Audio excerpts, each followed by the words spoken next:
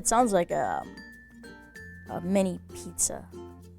Like you have a za, which is a regular sized pizza, and then a z would be like a personal pan pizza because it's smaller. It's just a little confusing. I feel like if you're gonna be the kind of person who uses Z, you have to be really okay with the fact that people are just gonna mess up constantly. And they're gonna kind of stutter when they say it, and they're gonna like look at you when they say it and be like, Z? Z? Z. Yes, I have met a person whose preferred pronoun was Z, but in hindsight, I think her name was actually Z. I have. I like Z. I think it's fun. It's kind of kicky. I like it. I know some people use they and their, and that bothers me as a grammar nerd because it's a plural, and it's like, come on, you're not the royal we, you're not the Queen of England, like, you're a singular person. If you don't think that you identify with either he or she, that's what it is, correct? Yeah, I would totally do that if someone was interested in that, or I would just like call them by their name, you know, because we all have names. I love when people tell me what pronouns they like to use. It makes me feel like I can connect to them and understand them better. Same way they tell me their name, I want to hear what pronoun they like to use. So people use he, she, they, Z.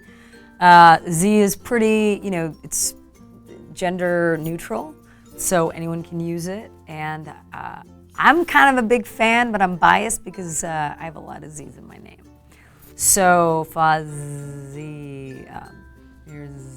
And it kind of makes me feel connected to the questions my nephew asks me, which are, is Auntie Fazia a boy or a girl? But gender neutral pronouns are just really hard for me to wrap my mind around. They all feel kind of silly, like husband, like Z.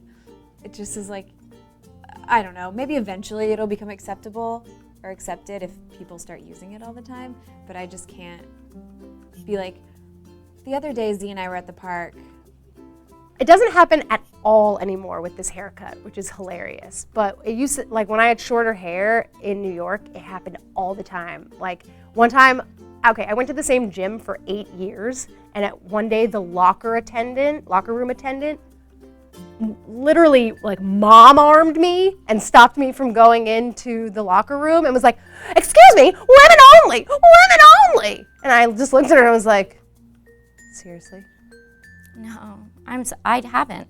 I mean, actually, when I tried having a lesbian haircut, and like if I wore pants, I looked like a very young boy that was like being bullied or something.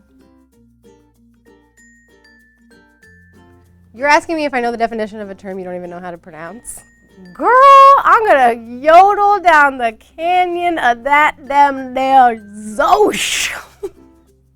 It doesn't flow. It doesn't like flow off the tongue. It's Zosh just sounds like it's just a poorly groomed and maintained. It's just a jumble of letters. It doesn't make any sense. You want to look at my Zosh then, Governor? Is that what happened? It sounds like something that would come out of your mouth if you were on Quaaludes, and someone was like, "What's that called?" You're just like, Zosh. It kind of reminds me of like that Nerf ball, the koosh ball, that you would just like whip at your little brother and be like, "It can't hurt you. It's got all these little things." Zosh, I feel like I've ordered it on a menu. How'd it taste? Tangy. What the Zosh are you asking me? Zosh, Trish. This is a Zosh. Zosh. Like, it sounds like It sounds like Josh. And I think it means like vagina. Kind of another, I think it's from New Zealand. Is it a New Zealand word for vagina? Vagine? My Zosh is a noun because I've been sitting in this chair for so long.